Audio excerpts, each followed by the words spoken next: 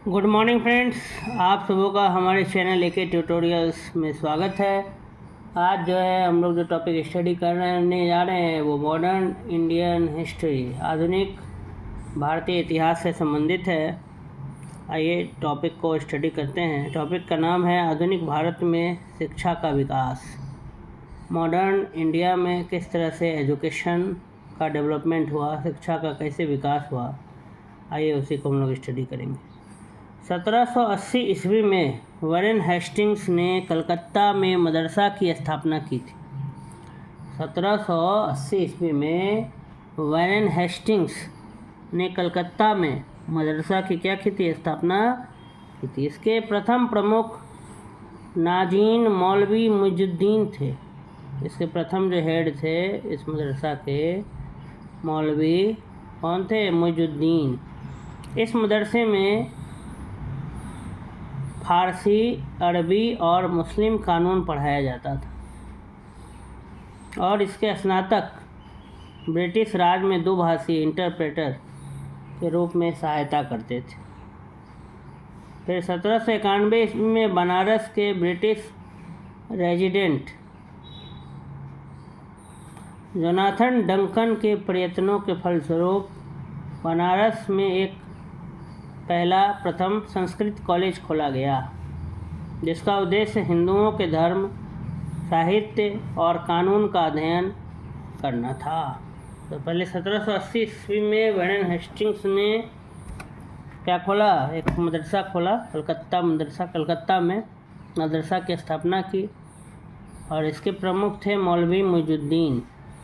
और ये जो मदरसा था इसमें फारसी, अरबी और मुस्लिम कानून पढ़ाया जाता था और इसके स्नातक और यहाँ से जो ग्रेजुएट होते थे उसका स्नातक ब्रिटिश राज में इंटरप्रेटर का काम करते थे, दुभाषी के रूप में सहायता करते थे। 1791 ईस्वी में बनारस के ब्रिटिश रेजिडेंट जोनाथन डंकन के प्रयत्नों के फलस्वरूप बनारस में एक प्रथम संस्कृत कॉलेज खोला गया, जिसका उद्देश्य हिंदुओं के धर्म, साहित्य और कानून का अध्ययन करना था। ठीक है। बाद में जोनाथन डंकन की कोशिश से, जो कि एक ब्रिटिश रेजिडेंट थे बनारस के, उनके कोशिशों के फलस्वरूप बनारस में एक संस्कृत कॉलेज खोला गया, जिसका उद्देश्य हिंदुओं के धर्म, साहित्य और कानून का अध्ययन करना था। पेरिस की रॉयल एशियाटिक सोसाइटी की सदस्यता माइकल मधुसूदन दत्त को प्रदान की गई थी।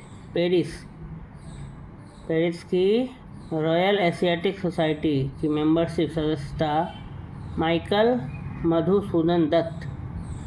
वॉरेन हेस्टिंग्स के काल में चार्ल्स विल्किंस ने भगवद गीता का प्रथम आंग्ल अनुवाद किया, इंग्लिश में ट्रांसलेट किया। वॉरेन हेस्टिंग्स के समय में चार्ल्स विल्किंस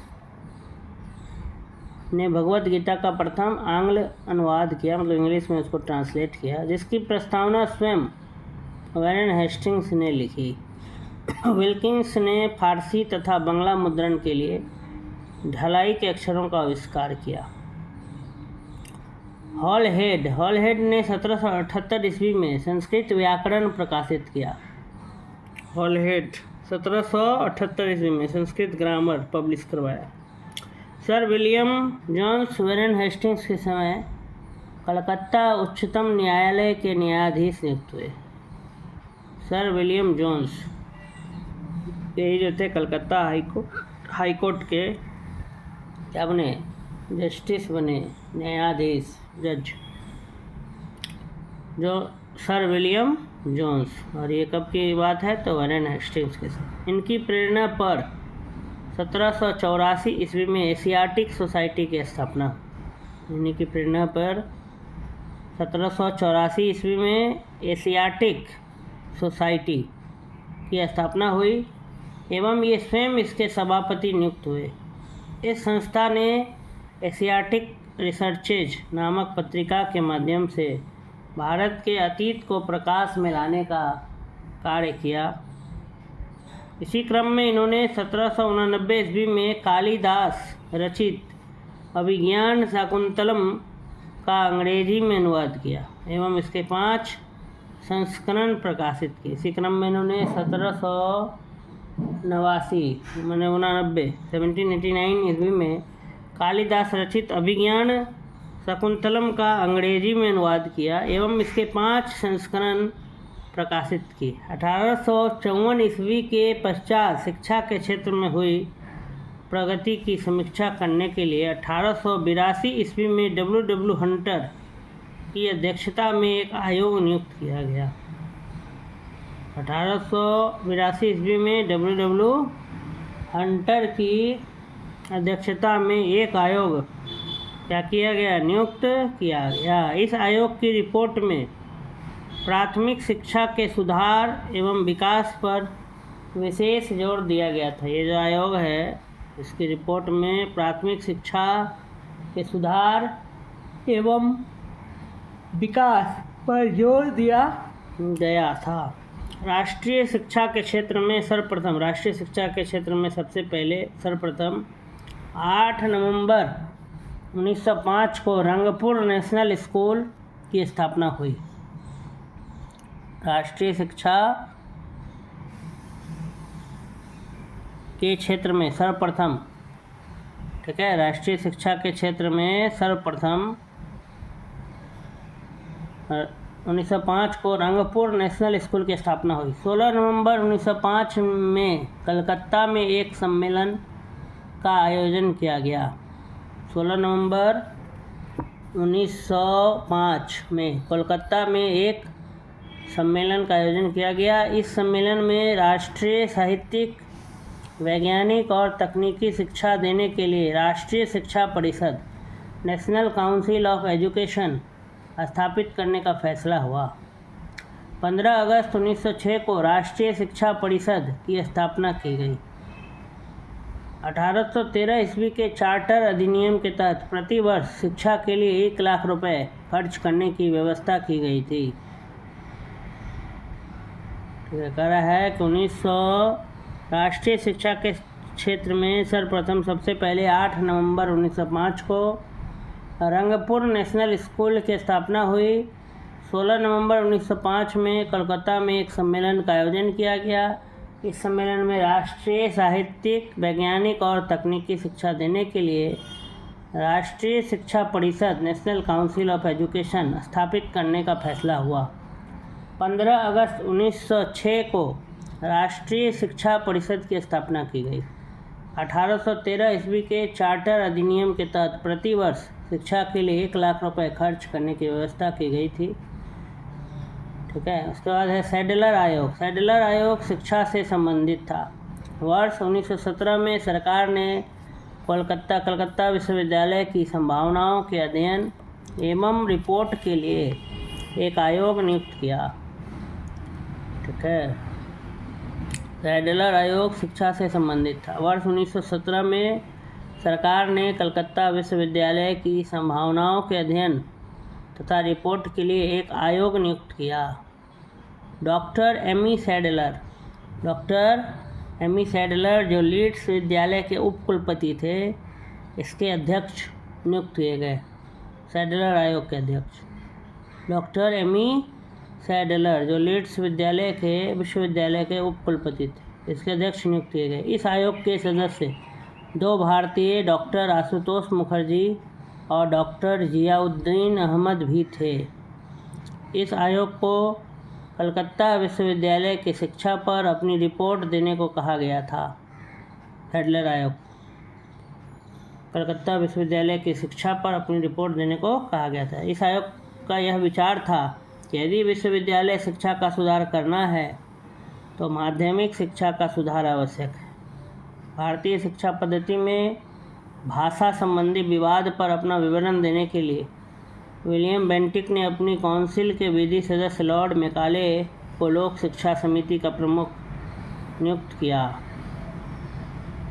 भारतीय शिक्षा पद्धति में, इंडियन एजुकेशन सिस्टम में भाषा संबंधी जो विवाद छिड़ा तो उस पर अपना विवरण देने के लिए विलियम बेंटिक ने अपनी काउंसिल के विधि सदस्य जो मेंबर थे लॉर्ड मैकाले, उनको लोक शिक्षा समिति का प्रमुख नियुक्त किया। मैकेले ने भारत में शिक्षा हेतु अंग्रेजी भाषा का समर्थन किया था। लॉर्ड मैकेले, उन्होंने कहा कि भारत में जो है अंग्रेजी भाषा में शिक्षा दी जाएगी। भारत के औपनिवेशिक काल में अधोमुखी निस्यंदन सिद्धांत शिक्षा के क्षेत्र से संबंधित था। The theory of downward filtration, अधोमुखी निस्यंदन सिद्धांत, यह शिक्षा के क्षेत्र से क्या था, संबंधित था ये थ्योरी। इस सिद्धांत का अर्थ था कि शिक्षा समाज के उच्च वर्ग को ही दी जाए और इस वर्ग से छन कर ही शिक्षा का असर जन सामान्य तक पहुँचे, लोगों तक पहुँचे, नीचे की ओर पहुँचे। सबसे पहले ऊपर के लोगों को शिक्षित किया जाए, फिर उन्हीं से छन कर शिक्षा जो है वो नीचे तक जाएगा। ये था थ्योरी ऑफ डाउनवर्ड फिल्ट्रेशन, शिक्षा के क्षेत्र से संबंधित है। इस सिद्धांत का अर्थ था कि शिक्षा समाज के उच्च वर्ग को ही दी जाए और इस वर्ग से छन कर ही शिक्षा का असर जन सामान्य तक पहुँचे। भारत में आधुनिक शिक्षा प्रणाली की नींव 1835 ईस्वी के मैकेले के स्मरण पत्र, मैकेले के मिनट से पड़ी। मैकेले ने भारतीय रीति रिवाजों के लिए अपना तिरस्कार इन शब्दों में व्यक्त किया: यूरोप के एक अच्छे पुस्तकालय की एक अलमारी का एक कक्ष भारत और अरब के समस्त साहित्य से अधिक मूल्यवान है। मतलब इंडियन लिटरेचर और अरब का लिटरेचर को उन्होंने तिरस्कार किया था। उन्होंने कहा कि यूरोप का सिर्फ एक अच्छा लाइब्रेरी का एक अलमारी का एक कक्ष, सिर्फ एक सेल्फ, भारत और अरब के समस्त साहित्य जितना भी लिटरेचर उससे अधिक मूल्यवान बताया था उन्होंने।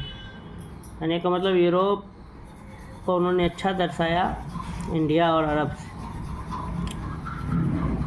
भारतीय रीति रिवाजों के लिए अपना उनका तिरस्कार किया, अनादर किया।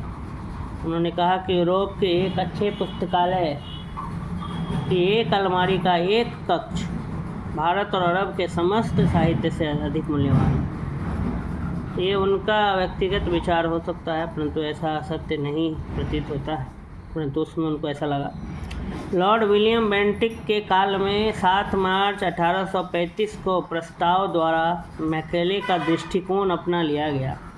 लॉर्ड विलियम बेंटिक के काल में समय में 7 मार्च 1835 को प्रस्ताव द्वारा मैकेले का दृष्टिकोण अपना लिया गया। Governor general Lord William Cavendish Bentinck 1828 से 1835 ईस्वी के शासनकाल में 7 मार्च 1835 को लॉर्ड मैकेले के प्रस्ताव को स्वीकृत कर भारत में अंग्रेजी को उच्च शिक्षा का माध्यम मान लिया गया। Governor general Lord William Cavendish Bentinck, मतलब लॉर्ड विलियम बेंटिक, उसमें कैवेंडिश भी था, और उसे बेंटिक, विलियम बेंटिक के नाम से भी जानते हैं। लॉर्ड विलियम कैवेंडिश बेंटिक 1828 से 1835 के शासनकाल में 7 मार्च 1835 को लॉर्ड मैकेले का जो प्रस्ताव था उसको मान लिया गया और भारत में अंग्रेजी को उच्च शिक्षा, हायर एजुकेशन का मीडियम मान लिया गया, माध्यम मान लिया गया। भारत में अंग्रेजी शिक्षा का मैग्ना कार्टा कहे जाने वाले 1854 के चार्ल्स वुड के डिस्पैच को आधार बनाकर लंदन विश्वविद्यालय की तर्ज पर ब्रिटिश भारत में 3 विश्वविद्यालय, कलकत्ता, मद्रास एवं बम्बई की स्थापना 1857 में की गई थी। कह रहा है कि चार्ल्स वुड का वुड्स डिस्पैच, ठीक है, जिसको भारत की शिक्षा का क्या कहा जाता था, Magna carta of Indian education, अंग्रेजी शिक्षा, Magna carta of English education in India, ठीक है, वो उसको कहा जाता था चार्ल्स वुड का डिस्पैच। चार्ल्स वुड के डिस्पैच को कहा जाता था Magna carta of English education in India. इसको बेस बनाकर, इसी को आधार बनाकर लंदन विश्वविद्यालय, लंदन यूनिवर्सिटी की तर्ज पर ब्रिटिश जो है भारत में 3 विश्वविद्यालय खोले, 3 यूनिवर्सिटी खोले ब्रिटिश ने, अंग्रेज़ों ने। एक कलकत्ता में खोला, दूसरा मद्रास और तीसरा बम्बई में। ये 3 जगह विश्वविद्यालय की स्थापना की गई 1857 में। डी.के. कर्वे के प्रयत्नों से, डी.के. कर्वे के कोशिशों से बम्बई में प्रथम महिला विश्वविद्यालय की स्थापना हुई। डी.के. कर्वे के कोशिशों से बम्बई में प्रथम महिला विश्वविद्यालय की स्थापना हुई। ये महाराष्ट्र के समाज सुधारक एवं सामाजिक कार्यकर्ता थे। इन्होंने विधवाओं के उत्थान के लिए विधवा विवाह प्रतिबंध निवारक मंडली की भी स्थापना की थी। महाराष्ट्र के समाज सुधारक और सामाजिक कार्यकर्ता थे D.K. कड़वे। उनके कोशिशों से बम्बई में प्रथम महिला विश्वविद्यालय खोला गया। D.K. कड़वे ने विधवाओं के उत्थान के लिए विधवा विवाह प्रतिबंध निवारक मंडली की भी स्थापना की थी। 1896 ईस्वी में उन्होंने पूना में विधवा गृह की स्थापना की थी। उन्होंने स्वयं एक ब्राह्मणी विधवा से विवाह किया था। वर्ष 1958 में इन्हें भारत रत्न प्रदान किया गया। फिर डेक्कन एजुकेशन सोसाइटी की स्थापना मूलतः न्यू इंग्लिश स्कूल के प्रारंभ 1880 ईस्वी के साथ पुणे में की गई थी तथा 1884 ईस्वी में डेक्कन एजुकेशन सोसाइटी औपचारिक रूप से गठित की गई। इस संस्था के संस्थापकों में B.K. चिपलुंकर, B.G. तिलक, बाल गंगाधर तिलक, गोपाल गणेश आगरकर एवं M.B. नाम जोशी प्रमुख थे। डेक्कन एजुकेशन सोसाइटी, इसकी स्थापना न्यू इंग्लिश स्कूल के प्रारंभ के साथ 1880 में न्यू इंग्लिश स्कूल खोला गया। उसके स्टार्ट के साथ ही डेक्कन एजुकेशन सोसाइटी की भी स्थापना पुणे में की गई, तो 1884 में इसको औपचारिक रूप से गठित किया गया। इस संस्था के संस्थापकों में B.K. चिपलुंकर, B.G. तिलक, गोपाल गणेश आगरकर एवं M.B. नाम जोशी प्रमुख थे। राजा राम मोहन रॉय आधुनिक शिक्षा के सबसे प्रारंभिक प्रचारकों में एक थे। मॉडर्न एजुकेशन को फैलाने वाले जो सबसे प्रारंभिक प्रचारक थे वो थे राजा राम मोहन रॉय। 1817 ईस्वी में इन्होंने डेविड हेयर और अलेक्जेंडर डफ के साथ मिलकर कलकत्ता में प्रसिद्ध हिंदू कॉलेज की स्थापना की थी। राजा राम मोहन रॉय 1817 ईस्वी में इन्होंने डेविड हेयर एवं अलेक्जेंडर डफ के साथ मिलकर कलकत्ता में प्रसिद्ध हिंदू कॉलेज की स्थापना की थी। मेयो कॉलेज की स्थापना 1875 ईस्वी में अजमेर में, मुस्लिम एंग्लो ओरिएंटल कॉलेज की स्थापना 1875 ईस्वी में अलीगढ़ में एवं दिल्ली कॉलेज की स्थापना 1824 ईस्वी में हुई थी। भारतीय विश्वविद्यालयों में धार्मिक शिक्षा के लिए मदन मोहन मालवीय ने प्रबल रूप से वकालत की थी। इन्होंने वर्ष 1916 में बनारस हिंदू विश्वविद्यालय की स्थापना की और वर्ष 1919 से 1939 तक इसे कुलपति बने रहो। इन्होंने Hindustan, the Indian Union, Abhyudaya तथा मर्यादा नामक पत्र पत्रिकाएं भी प्रकाशित की।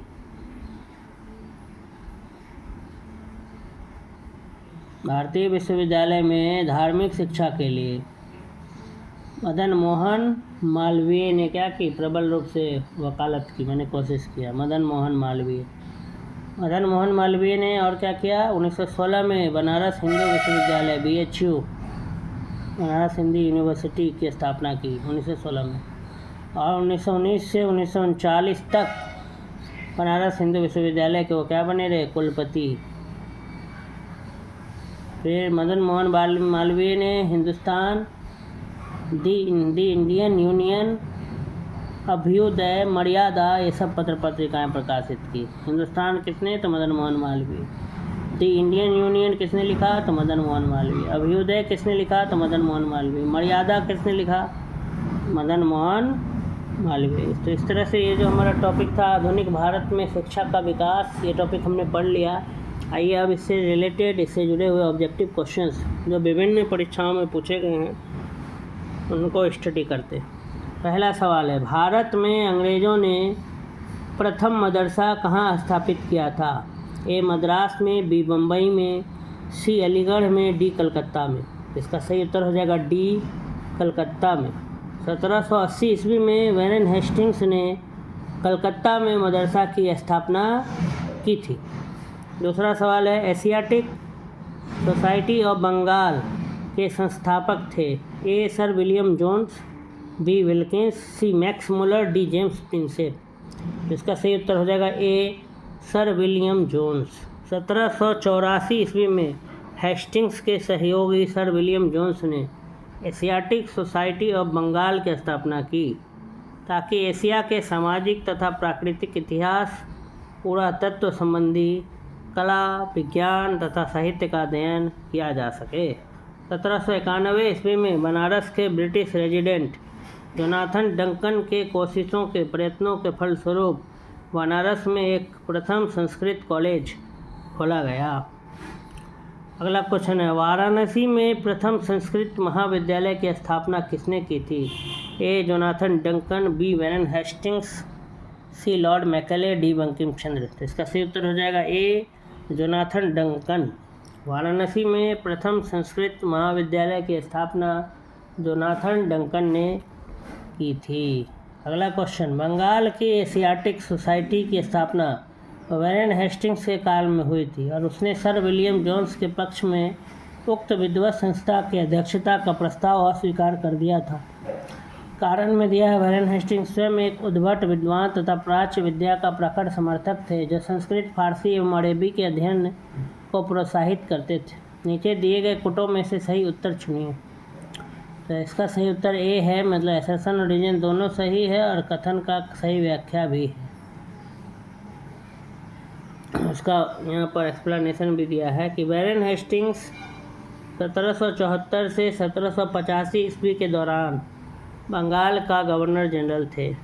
वह स्वयं एक उद्भट विद्वान तथा प्राच्य विद्या का प्रखर क्या थे, समर्थक थे जो संस्कृत, फारसी और अरबी के अध्ययन को प्रोत्साहित करता था। उनके सहयोग और समर्थन से ही 1784 ईस्वी में बंगाल की एशियाटिक सोसाइटी का स्थापना हुई तथापि उसने सर विलियम जोन्स के पक्ष में इस संस्था की अध्यक्षता का प्रस्ताव स्वीकार कर दिया था। Charles Wilkins, Nathaniel Halhed, Jonathan Duncan आदि ने वैरेन हेस्टिंग्स के प्रश्रय और समर्थन के तहत ही प्राच्य विद्या के अध्ययन में योगदान दिया था। चार्ल्स विल्किंसन द्वारा किए गए भगवद गीता के अंग्रेजी अनुवाद की प्रस्तावना वैरेन हेस्टिंग्स ने ही लिखी थी। तो प्रश्नानुसार कथन में दो बातों का जिक्र है, एशियाटिक सोसाइटी की स्थापना और दूसरा वैरेन हेस्टिंग्स द्वारा विलियम जोन्स के पक्ष में इसकी अध्यक्षता स्वीकार न करना। वही कारण में स्वयं विद्वान होना और तथा प्राच्य विद्या के अध्ययन को प्रोत्साहित करना वर्णित।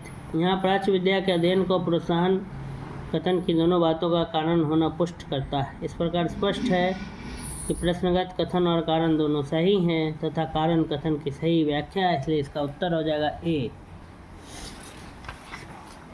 अब बढ़ते हैं अगले क्वेश्चन की तरफ, अगले सवाल की तरफ। निम्नलिखित में से किसे पेरिस की रॉयल एशियाटिक सोसाइटी की सदस्यता प्रदान की गई थी? A, Dadabhai Naoroji, B, Michael Madhusudan Dutt, C, Raja Ram Mohan Roy, D, Vivekananda. इसका सही उत्तर हो जाएगा बी, माइकल मधुसूदन दत्त। पेरिस की रॉयल एशियाटिक सोसाइटी की सदस्यता माइकल मधुसूदन दत्त को प्रदान की गई थी। La Societe Asiatique, the Asian society की स्थापना 1822 ईस्वी में की गई थी। वर्ष 1829 के शाही फरमान द्वारा इसकी स्थापना की पुष्टि कर दी गई थी। अगला क्वेश्चन है, निम्नलिखित अंग्रेजों में से कौन था जिसने सर्वप्रथम भगवद गीता का अंग्रेजी में अनुवाद किया था? A, William Jones, B, Charles Wilkins, C, Alexander Cunningham, D, John Marshall. इसका सही उत्तर हो जाएगा B, Charles Wilkins. Warren Hastings के काल में चार्ल्स विल्किंस ने भगवद गीता का प्रथम आंग्ल अनुवाद अंग्रेजी में ट्रांसलेट करवाया, जिसकी प्रस्तावना स्वयं वैरेन हेस्टिंग्स ने लिखी। अगला सवाल है, निम्नलिखित में किसने कालिदास की प्रसिद्ध रचना शकुंतला का पहली बार अंग्रेजी में अनुवाद किया था? ए, चार्ल्स विल्किंस ने, बी, हेनरी कोलब्रुक ने, सी, योहान वोल्फगांग फॉन गेटे ने और डी, सर विलियम जोन्स ने। तो इसका सही उत्तर हो जाएगा डी, सर विलियम जोन्स।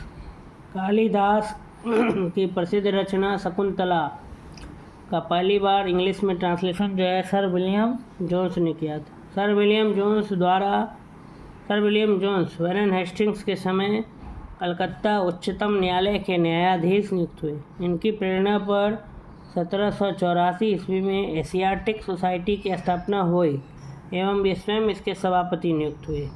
इस संस्था ने एशियाटिक रिसर्चेज नामक पत्रिका के माध्यम से भारत के अतीत को प्रकाश में लाने का कार्य किया। इसी क्रम में इन्होंने 1789 ईस्वी में कालिदास रचित अभिज्ञान शाकुंतलम का अंग्रेजी में अनुवाद किया एवं इसके 5 संस्करण प्रकाशित किए। तो अभिज्ञान शाकुंतलम का भी अनुवाद पहली बार अंग्रेजी में किसने किया था? सर विलियम जॉन्स ने। स्वतंत्रता पूर्व अवधि में ब्रिटिश सरकार द्वारा भारत में आधुनिक शिक्षा के प्रसार का मुख्य उद्देश्य था। ए, छोटे प्रशासनिक पदों पर नियुक्ति हेतु शिक्षित भारतीयों की आवश्यकता। बी, भारतीय संस्कृति को प्रोत्साहित करना। सी, भारतीय लोगों को आधुनिक बनाना जिससे वे राजनीतिक जिम्मेदारी में भाग ले सके। डी, उपरोक्त में से कोई नहीं। तो इसका सही उत्तर होगा ए, छोटे प्रशासनिक पदों पर नियुक्ति हेतु शिक्षित भारतीयों की ज़रूरत आ पड़ी, इसलिए उन्होंने भारत में आधुनिक शिक्षा का प्रसार के बारे में सोचा।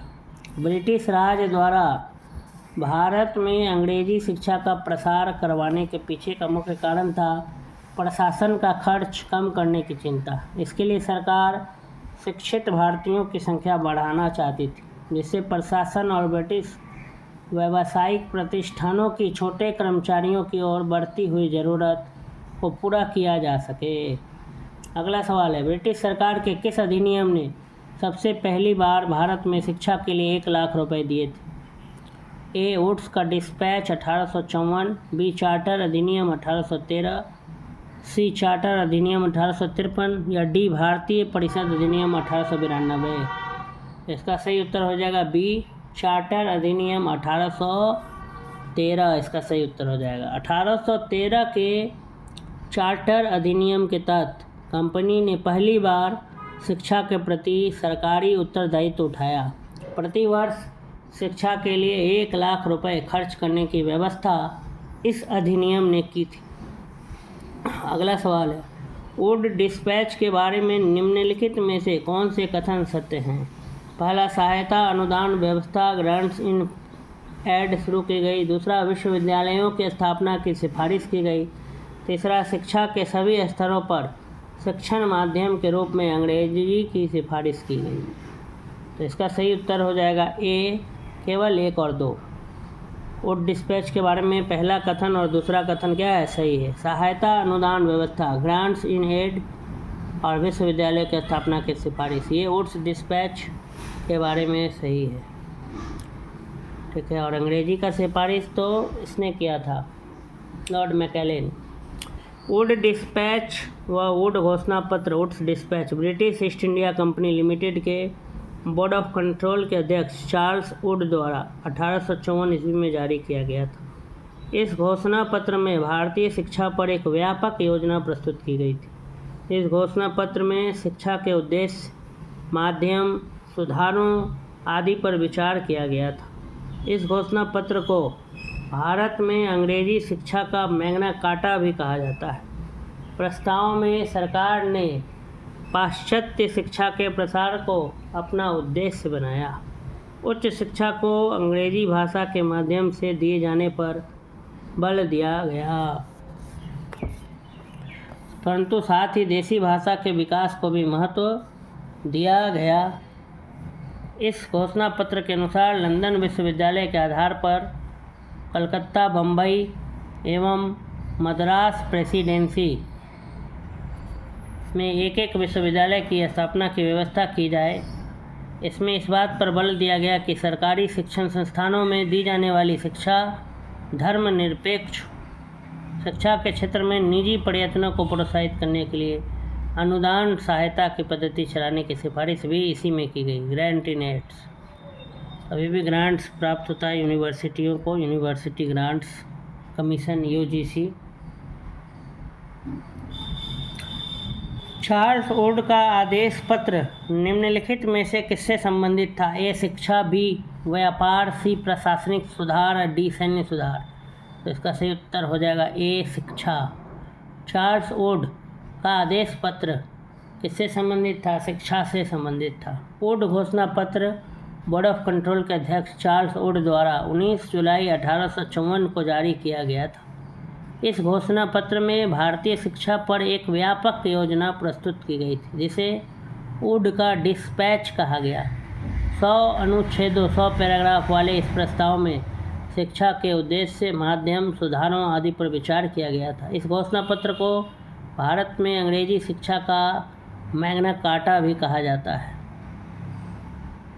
प्रस्ताव में सरकार ने पाश्चात्य शिक्षा, वेस्टर्न शिक्षा का प्रसार को अपना उद्देश्य बनाया। उच्च शिक्षा को अंग्रेजी भाषा के माध्यम से दिए जाने पर बल दिया गया, परंतु साथ ही देसी भाषा के विकास को भी महत्व दिया गया। इसके अनुसार लंदन विश्वविद्यालय के आधार पर कलकत्ता, बम्बई एवं मद्रास में एक एक विश्वविद्यालय की व्यवस्था की गई। अगला है क्वेश्चन, हंटर कमीशन की रिपोर्ट में विकास पर विशेष जोर दिया गया। ए, बालिकाओं की शिक्षा को, बी, उच्च शिक्षा को, सी, प्राथमिक शिक्षा को, डी, तकनीकी शिक्षा को। तो इसका सही उत्तर हो जाएगा सी, प्राथमिक शिक्षा को। हंटर कमीशन की रिपोर्ट में प्राथमिक शिक्षा पर क्या दिया गया, जोर दिया गया। 1854 ईस्वी के पश्चात शिक्षा के क्षेत्र में हुई प्रगति की समीक्षा करने के लिए 1882 ईस्वी में लॉर्ड रिपन ने W. हंटर की अध्यक्षता में प्रथम भारतीय शिक्षा आयोग नियुक्त किया गया। इस आयोग की रिपोर्ट में प्राथमिक शिक्षा के सुधार एवं विकास पर विशेष जोर दिया गया था। और 1854 के बाद शिक्षा के क्षेत्र में हुई प्रोग्रेस को जानने के लिए, समीक्षा करने के लिए 1882 ईस्वी में लॉर्ड रिपन ने W. हंटर की अध्यक्षता में प्रथम भारतीय शिक्षा आयोग नियुक्त किया। इस आयोग का रिपोर्ट देना था प्राथमिक शिक्षा के सुधार एवं विकास। प्रथम भारतीय शिक्षा आयोग की नियुक्ति किसने और किस वर्ष की? लॉर्ड रिपन ने वर्ष 1882 में, बी, लॉर्ड विलियम वेंडरबिल्ट ने 1885 में, और सी, लॉर्ड कर्जन ने वर्ष 1905 में, या डी, लॉर्ड लिटन ने वर्ष 1880 में। तो इसका सही उत्तर हो जाएगा लॉर्ड रिपन ने किया था। लॉर्ड रिपन ने वर्ष 1882 में किया था। अगला सवाल, नेशनल काउंसिल ऑफ एजुकेशन की स्थापना कब हुई? नेशनल काउंसिल ऑफ एजुकेशन की स्थापना कब हुई? ए, 15 अगस्त 1903, बी, 15 अगस्त 1904, सी, 15 अगस्त 1905, या डी, 15 अगस्त 1906। तो इसका सही उत्तर हो जाएगा D, 15 August 1906। National council of education. राष्ट्रीय शिक्षा के क्षेत्र में सर्वप्रथम वर्ष 1905 में रंगपुर नेशनल स्कूल की स्थापना हुई। 16 नवंबर 1905 को कलकत्ता में एक सम्मेलन का आयोजन किया गया। इस सम्मेलन में राष्ट्रीय साहित्यिक, वैज्ञानिक और तकनीकी शिक्षा देने के लिए राष्ट्रीय शिक्षा परिषद नेशनल काउंसिल ऑफ एजुकेशन स्थापित करने का फैसला हुआ। 15 अगस्त 1906 को राष्ट्रीय शिक्षा परिषद की स्थापना की गई। इसका सही उत्तर हो जाएगा डी, 15 अगस्त 1906। अगला क्वेश्चन है, सैडलर आयोग संबंधित था। ए, न्यायपालिका से, बी, राजस्व प्रशासन से, सी, शिक्षा से, डी, पुलिस प्रशासन से। तो सैडलर आयोग जो संबंधित था वो शिक्षा से संबंधित था। सैडलर आयोग शिक्षा से संबंधित था। वर्ष 1917 में सरकार ने कलकत्ता विश्वविद्यालय की संभावनाओं के अध्ययन तथा रिपोर्ट के लिए एक आयोग नियुक्त किया। डॉक्टर एमी सैडलर, जो लीड्स विश्वविद्यालय के उप कुलपति थे, इसके अध्यक्ष नियुक्त किए गए। इस आयोग का यह विचार था कि यदि विश्वविद्यालय शिक्षा का सुधार करना है तो माध्यमिक शिक्षा का सुधार आवश्यक। इसने वर्ष 1904 के विश्वविद्यालय अधिनियमों की कड़ी निंदा की और यह भी बताया कि इससे कॉलेज तथा विश्वविद्यालय शिक्षा का ठीक समन्वय नहीं हो सकता है। शिक्षा में सुधार हेतु ब्रिटिश सरकार ने सैडलर विश्वविद्यालय आयोग कब नियुक्त किया? ए, 1919, बी, 1917, सी, 1921, डी, 1896। तो बी, 1917। शिक्षा में सुधार हेतु ब्रिटिश सरकार ने सैडलर विश्वविद्यालय आयोग 1917 में नियुक्त किया। आइए बढ़ते हैं अगले क्वेश्चन की तरफ। 1902 ईस्वी में लॉर्ड कर्जन ने 2 भारतीय सदस्यों को सम्मिलित करते हुए एक विश्वविद्यालय आयोग गठित किया। वे कौन थे? ए, बाल गंगाधर तिलक और सुरेंद्र नाथ बनर्जी, बी, गोपाल कृष्ण गोखले और रास बिहारी बोस, सी, सैयद हुसैन बिलग्रामी और सुरेंद्र नाथ बनर्जी, डी, सैयद हुसैन बिलग्रामी और न्यायमूर्ति गुरुदास बनर्जी, या ई, उपयुक्त में से कोई नहीं या उपयुक्त में से एक से अधिक। तो इसका सही उत्तर हो जाएगा डी, सैयद हुसैन बिलग्रामी और न्यायमूर्ति गुरदास बनर्जी। तो वाइस रॉय लॉर्ड कर्जन ने शैक्षिक सुधारों के तहत 1902 ईस्वी में सर थॉमस रेले की अध्यक्षता में एक विश्वविद्यालय आयोग का गठन किया था। इस आयोग के सदस्यों में 2 भारतीय सदस्यों सैयद हुसैन बिलग्रामी तथा न्यायमूर्ति गुरदास बनर्जी को नियुक्त किया था। इस आयोग द्वारा दिए गए सुझावों के आधार पर विश्वविद्यालय अधिनियम 1904 पारित किया गया। अगला सवाल, लॉर्ड मैकाले संबंधित है ए, सेना के सुधार से, बी, सती प्रथा की समाप्ति से, सी, अंग्रेजी शिक्षा से, डी, अस्थायी बंदोबस्त। तो इसका सही उत्तर हो जाएगा सी, अंग्रेजी शिक्षा से। भारतीय शिक्षा पद्धति में भाषा संबंधी विवाद पर अपना विवरण देने के लिए विलियम बेंटिक ने अपनी काउंसिल के विधि सदस्य लॉर्ड मैकाले की लोक शिक्षा समिति का प्रमुख नियुक्त किया। मैकाले ने भारत में शिक्षा हेतु अंग्रेजी भाषा का समर्थन किया था। तो इसका सही उत्तर हो जाएगा सी, लॉर्ड मैकाले जो हैं वो संबंधित हैं अंग्रेजी शिक्षा से। अगला सवाल, भारत के औपनिवेशिक काम में अधोमुखी निस्यंदन सिद्धांत किस क्षेत्र से संबंधित था? ए, रेल, बी, शिक्षा, सी, सिंचाई, डी, गरीबी हटाओ। इसका सही उत्तर हो जाएगा बी, शिक्षा। भारत के औपनिवेशिक काल में अधोमुखी निस्यंदन सिद्धांत the theory of downward filtration शिक्षा के क्षेत्र से संबंधित था। इस सिद्धांत का अर्थ था कि शिक्षा समाज के उच्च वर्ग को ही दी जाए, इस वर्ग से छन छन कर ही शिक्षा का असर जन सामान्य तक पहुँचे। मैकाले का कहना था कि सीमित साधनों से समस्त जनता को शिक्षित करना असंभव है। भारत के औपनिवेशिक काम में अधोमुखी निस्यंदन सिद्धांत ये किस क्षेत्र से जुड़ा था? तो शिक्षा से जुड़ा था। भारत की शैक्षणिक नीति में फिल्ट्रेशन थ्योरी के प्रतिपादक थे ए, चार्ल्स वुड, बी, मैकाले, सी, जे.एस. मिल, डी, कॉर्नवालिस। तो इसका सही उत्तर हो जाएगा Macaulay, Lord Macaulay. Next, Bharat में आधुनिक शिक्षा प्रणाली की नींव किससे पड़ी? ए, 1813 का चार्टर अधिनियम, बी, 1835 के मैकाले के स्मरण पत्र, सी, 1882 का हंटर आयोग, या डी, 1854 का वुड का डिस्पैच। तो 1835 के मैकाले के स्मरण पत्र। भारत में आधुनिक शिक्षा प्रणाली की नींव 1835 के मैकाले के स्मरण पत्र से पड़ी। Macaulay's minutes. मैकाले ने भारतीय रीति रिवाजों के लिए अपना तिरस्कार इन शब्दों में व्यक्त किया। यूरोप की एक अच्छे पुस्तकालय की एक अलमारी का एक कक्ष भारत और अरब के समस्त साहित्य से अधिक मूल्यवान। लॉर्ड विलियम बेंटिक के काल में 7 मार्च 1835 को एक प्रस्ताव द्वारा मैकाले का दृष्टिकोण अपना लिया गया। अगला सवाल, निम्नलिखित में से किससे या किन से भारत में अंग्रेजी शिक्षा की नींव पड़ी? 1813 का charter act, general committee of public instruction 1823, प्राच्यविद एवं आंग्लविद विवाद। केवल 1 एवं 2, केवल 2, केवल 1 और 3 और 1, 2, 3। तो तीनों 1, 2, 3 इसका सही उत्तर हो जाएगा। ईस्ट इंडिया कंपनी ने ओरिएंटल शिक्षा की प्रचलित प्रणाली को हतोत्साहित किया तथा पश्चिमी शिक्षा और अंग्रेजी भाषा को बढ़ावा दिया। 1813 के चार्टर अधिनियम में भारत में शिक्षा के प्रसार के लिए प्रतिवर्ष 1 लाख रुपए खर्च करने के प्रावधान को अपनाया गया। 1823 ईस्वी में general committee of public instruction का गठन किया गया, जिसकी जिम्मेदारी शिक्षा के लिए 1 लाख रुपए देने ग्रांट की थी। समिति में 10 यूरोपीय सदस्य शामिल थे। इसके बाद governor general Lord William Cavendish Bentinck 1828 से 1835 ईस्वी के शासनकाल में 7 मार्च 1835 को लॉर्ड मैकाले के प्रस्ताव को स्वीकृत कर भारत में अंग्रेजी को उच्च शिक्षा का माध्यम मान लिया गया। भारत में आंग्ल एंग्लिसिस्ट शिक्षा के समर्थकों को नेतृत्व मोनरो एवं एल्फिंस्टन, जबकि एच.टी. प्रिंसेप प्राच्य ओरिएंटलिस्ट शिक्षा के समर्थकों के नेतृत्व करता थे। अगला सवाल है, किसके शासनकाल में भारत में अंग्रेजी शिक्षा आरंभ की गई? A, Lord William Cavendish Bentinck, B, Lord Hardinge, C, Lord Minto, D, Lord Dalhousie. तो इसका सही उत्तर हो जाएगा Lord William Cavendish Bentinck. Bharat में अंग्रेजी शिक्षा लॉर्ड विलियम कैवेंडिश बेंटिक के शासनकाल में शुरू हुई थी। Governor general Lord William Cavendish Bentinck 1828 से 1835 ईस्वी के शासनकाल में 7 मार्च 1835 को लॉर्ड मैकाले के प्रस्ताव को स्वीकृत कर भारत में अंग्रेजी को उच्च शिक्षा का माध्यम मान लिया गया।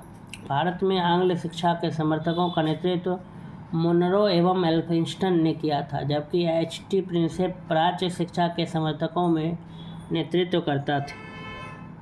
अगला सवाल है, भारत में प्रथम 3 विश्वविद्यालय कलकत्ता, मद्रास, बम्बई की स्थापना किस वर्ष में हुई?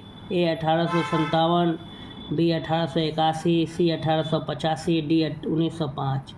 तो इसका सही उत्तर हो जाएगा A 1857। भारत में प्रथम 3 विश्वविद्यालय कलकत्ता, मद्रास और बम्बई की स्थापना 1857 में की गई। भारत में अंग्रेजी शिक्षा का मैग्ना कार्टा कहे जाने वाले 1854 के चार्ल्स वुड के डिस्पैच को आधार बनाकर लंदन विश्वविद्यालय की तर्ज पर ब्रिटिश भारत में 3 विश्वविद्यालय कलकत्ता, मद्रास एवं बम्बई की स्थापना 1857 में की गई थी। अगला सवाल है, किसके सतत प्रयत्नों से कोशिश से बम्बई में प्रथम महिला विश्वविद्यालय की स्थापना हुई? A Dayaram गिंडुमल, B D.K. कड़वे, C रमाबाई, D महादेव गोविंद रानाडे। तो इसका सही उत्तर हो जाएगा B D.K. कड़वे। D.K. कड़वे के सतत कोशिशों से प्रयत्नों से वर्ष 1916 में बम्बई में प्रथम महिला विश्वविद्यालय की स्थापना हुई। ये महाराष्ट्र के समाज सुधारक एवं सामाजिक कार्यकर्ता थे। इन्होंने विधवाओं के उत्थान के लिए विधवा विवाह प्रतिबंध निवारक मंडली की भी स्थापना की थी। 1896 ईस्वी में उन्होंने पूना में विधवा गढ़ी की स्थापना की थी। उन्होंने स्वयं एक ब्राह्मणी विधवा से विवाह किया था। वर्ष 1958 में इन्हें भारत रत्न प्रदान किया गया था, D.K. कड़वे। तो इन्होंने ही बम्बई में इनके ही कोशिशों से सतत कंटिन्यूअस एफर्ट से बम्बई में प्रथम महिला विश्वविद्यालय की स्थापना हुई थी। अगला सवाल है, डेक्कन एजुकेशनल सोसाइटी की स्थापना में से कौन संबंधित था? A justice Ranade, B Firoz Shah Mehta, C Bal Gangadhar Tilak या D दयानंद सरस्वती। तो डेक्कन एजुकेशनल सोसाइटी से संबंधित थे बाल गंगाधर तिलक, BG तिलक। तो लिखा है कि डेक्कन एजुकेशन सोसाइटी की स्थापना 1880 ईस्वी में मूलतः न्यू इंग्लिश स्कूल के प्रारंभ के साथ पुणे में की गई थी तथा 1884 ईस्वी में डेक्कन एजुकेशन सोसाइटी औपचारिक रूप से गठित की गई। इस संस्था के संस्थापकों में V.K. चिपलूणकर, BG तिलक, M.B. नामजोशी और गोपाल गणेश आगरकर प्रमुख थे।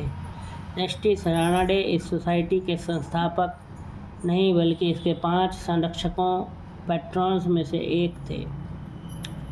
निम्नलिखित कॉलेजों में सर्वप्रथम किसकी स्थापना हुई थी? A Hindu college Calcutta, B Delhi college, C Mayo college, D Muslim Anglo oriental college. इसका सही उत्तर हो जाएगा A हिंदू कॉलेज कलकत्ता।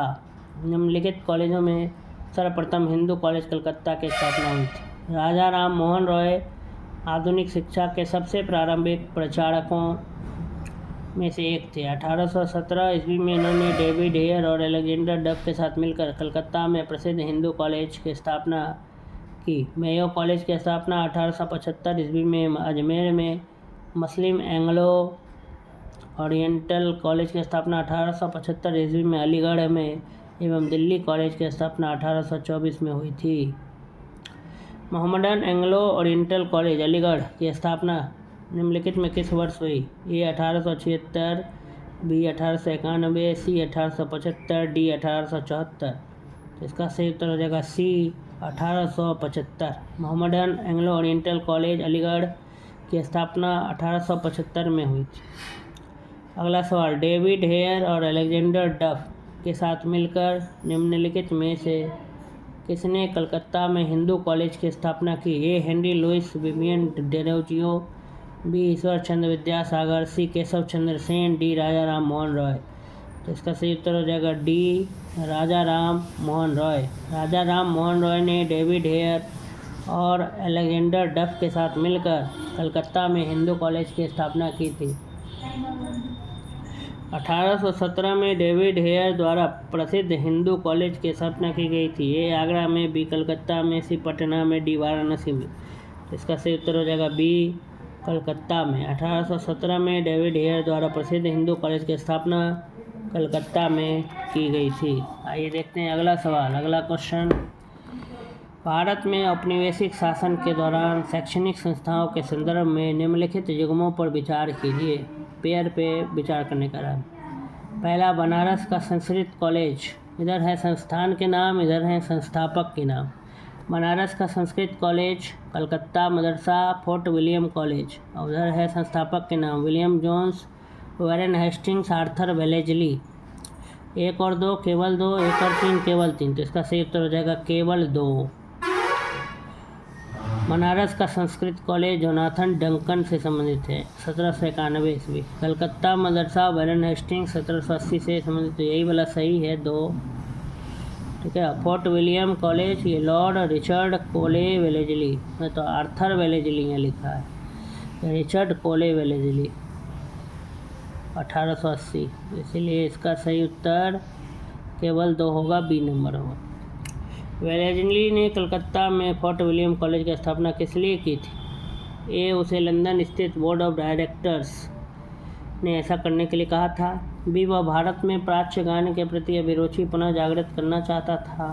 सी, वह विलियम कैरी तथा उसके सहयोगियों को रोजगार प्रदान करना चाहता था।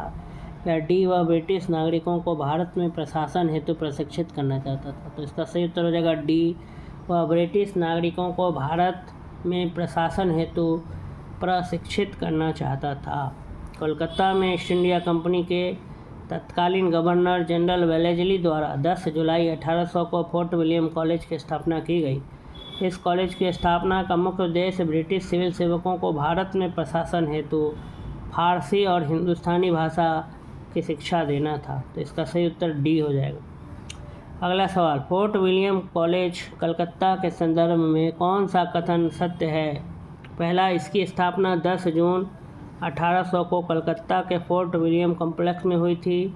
दूसरा, इसकी स्थापना का मुख्य उद्देश्य ब्रिटिश अधिकारियों को भारतीय भाषाओं की शिक्षा देना था। तो इसके उत्तर में दिया है केवल 1, केवल 2, 1 और 2 दोनों, ना तो 1 ना तो 2। इसका सही उत्तर हो जाएगा बी, केवल 2। नेक्स्ट, निम्नलिखित में किसने भारतीय विश्वविद्यालयों में धार्मिक शिक्षा के लिए प्रबल रूप से वकालत की थी? ए, बाल गंगाधर तिलक, बी, स्वामी विवेकानंद, सी, महात्मा गांधी, डी, मदन मोहन मालवीय। धार्मिक शिक्षा भारतीय विश्वविद्यालयों में, ठीक है, धार्मिक शिक्षा देने के लिए प्रबल रूप से किसने वकालत की थी? तो मदन मोहन मालवीय ने। भारतीय विश्वविद्यालयों में धार्मिक शिक्षा के लिए मदन मोहन मालवीय ने प्रबल रूप से वकालत की थी। मदन मोहन मालवीय अग्रणी राष्ट्रवादी तथा देशभक्त थे। वे आरंभ में एक स्कूल अध्यापक तथा बाद में व्यवसाय से वकील रहे।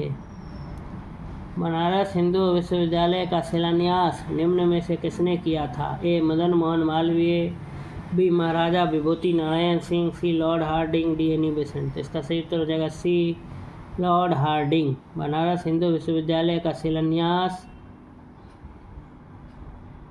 लॉर्ड हार्डिंग ने किया था। बनारस हिंदू विश्वविद्यालय का शिलान्यास 4 फरवरी 1916 को बसंत पंचमी के दिन तत्कालीन वाइसरॉय लॉर्ड हार्डिंग द्वारा किया गया था। निम्नलिखित में से किसे सर्वप्रथम केंद्रीय विश्वविद्यालय घोषित किया गया? ए, अलीगढ़ मुस्लिम विश्वविद्यालय अलीगढ़, बी, डॉक्टर भीमराव अम्बेडकर विश्वविद्यालय लखनऊ, सी, बनारस हिंदू विश्वविद्यालय वाराणसी, डी, इलाहाबाद विश्वविद्यालय। तो इसका सही उत्तर हो जाएगा सी, बनारस हिंदू विश्वविद्यालय वाराणसी।